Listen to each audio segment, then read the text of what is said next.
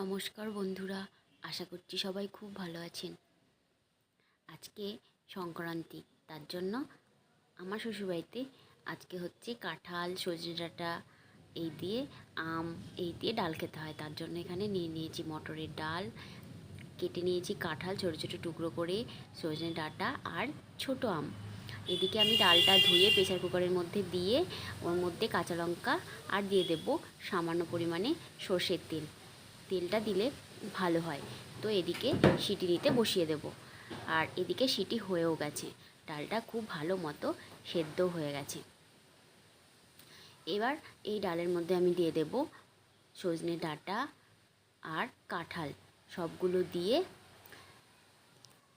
লবণ হলুদ দিয়ে আরও একটা সিটি মেরে নেব। তো রেসিপিটার জন্য পুরোটা দেখতে থাকুন, পুরো রেসিপিটা স্কিপ না করে, ভালো লাগবে একদম অন্যরকমভাবে। তো সামান্য পরিমাণে লবণ আর দিয়ে দেব সামান্য হলুদ গুঁড়ো। এরপর আবারও একটা সিটি দিয়ে নামিয়ে নিয়েছি। খুব ভালো মতো সমস্ত কিছু সেদ্ধ হয়ে গেছে। এবার হচ্ছে ডালটা আমি ফোড়ন দেব। তার জন্য এখানে কড়াই বসিয়ে দিয়েছি আর কড়াইয়ের মধ্যে দিয়ে দিয়েছি সর্ষের তেল। তেলটা গরম হওয়ার জন্য রেখে দেব। তো এদিকে তেলটা গরম হয়েও গেছে আর দিয়ে দেব শুকনো লঙ্কা, তেজপাতা, পাঁচফোড়ন। ফোড়নটা একটু ভেজে নেব। ফোড়নটা একটু ভাজা হয়ে গেলে, যখন লঙ্কাগুলো একটু লাল লাল হয়ে যাবে, একটু ভাজা হয়ে যাবে, তখন ওর মধ্যে দিয়ে দেব টুকরো করে কেটে রাখা আম। তো আমগুলো একটু নাড়াচাড়া করে নেব আর দিয়ে দেব সামান্য পরিমাণে লবণ আর দিয়ে দেব হলুদ। লবণ আর হলুদ দিয়ে দেওয়ার পর আবারও কিছুক্ষণ আমি আমটা নাড়াচাড়া করে নেব যাতে সেদ্ধ হয়ে যায়। আর দিয়ে দেব সামান্য পরিমাণে সাদা কালো সর্ষে। সর্ষেটা আপনারা আগেও দিতে পারেন, পরেও দিতে পারেন। তো আমি পরেই দিচ্ছি। দেওয়ার পর আবারও ভালোভাবে নাড়াচাড়া করে নিয়ে ওর মধ্যে আমি দিয়ে দেব সামান্য পরিমাণে জল, যাতে আমটা একটু সেদ্ধ হয়ে যায়। তো এইভাবে কিন্তু ডালটা ভালো লাগে। আর যেহেতু আজকে আমাদের এইভাবে ডাল বানাতে হয়, তো তার জন্য রেসিপিটাও আপনাদের সাথে শেয়ার করলাম।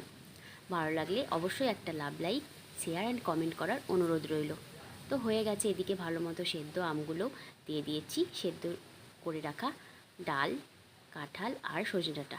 তো এর মধ্যে ভালো মতো নাড়াচাড়া করে নিয়ে ফুটতে দেব।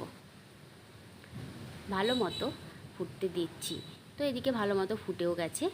আর সবশেষে দিয়ে দেব সামান্য পরিমাণে চিনি।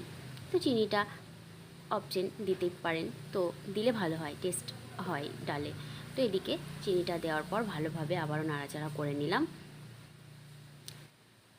তো এদিকে ভালো মতো ফুটেও গেছে আর রেডি হয়ে গেছে আমার কাঁঠাল আর সজনে ডাঁটা দিয়ে আম দিয়ে মটরের ডাল।